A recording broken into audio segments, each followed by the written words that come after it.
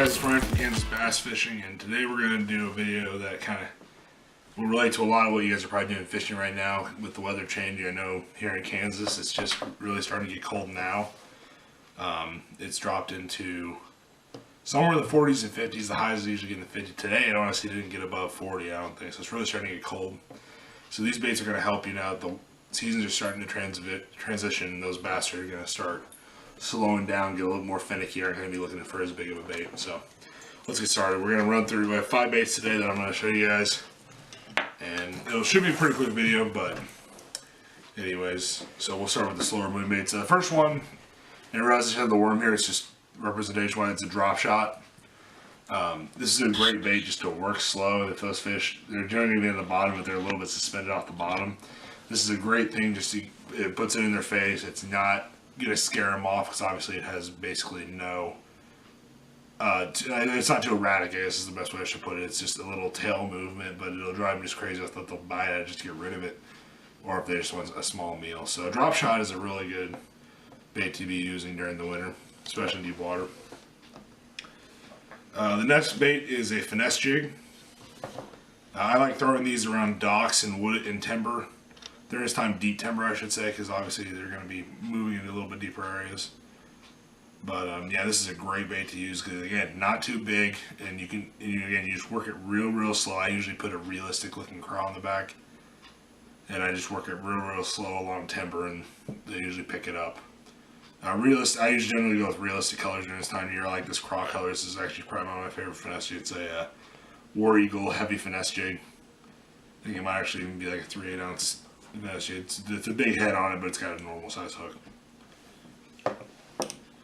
Alright, the next bait, and then I realize this is rigged. It looks goofy, but it's an old plastic on the head, and it tore when I was trying to put it back on for like the 3rd time or the 5th time or something like that. But anyways, it's just it's a football head jig without the skirt. It's just a jig head, and with a craw trailer on the back. And the reason with that is, again, because they're going to be sitting deep and they're not going to be moving very well. So this bait you can work real slow, and essentially you're just going to be twitching real slow with your rod. It's almost like you're just shaking the rod and lifting slowly, because what that's going to do is with the football head, it'll keep the claws up in the air while just wobbling back and forth and just working along the bottom, and that gives those bass a lot of time to look at it, and keeping that motion on it, that keeps them tuned into the bait, if you will. Yeah, this is great to work deep, and again, it keeps the claws up just right so they're ready to strike, and keeps your hook in a good position to set it through the top of the mouth. Alright, the next 2 baits are moving baits. Eventually it might get a little bit too cold to use these, but at this point they're still going to be feeding up, trying to get ready for winter. One of them is a rattle trap. This is kind of a bigger one, but you get the point. It's I think it's a strike sheen radish at it, or something like that. It's in a bluegill pattern. But yeah, again, these you got to work it a lot slower than you would in the summer months. But that tight wobble kind of gives it. It kind of shows off that the blue, especially the blue eye, these fish are slowing down too. And they're going to have that tighter wobble. They're not going to be as erratic when they're moving around. So just working this real slow, or even letting it fall to the bottom and ripping it up like it's a dying bait fish, really seems to set bass off. And the last bait is a jerk bait. And again, this one is just going to be basically just going to twitch a couple times.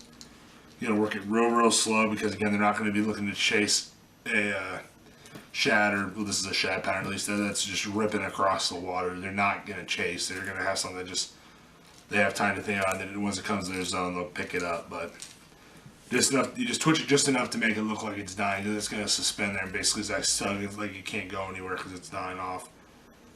And but yeah, bass really seem to eat up on these as it starts getting colder.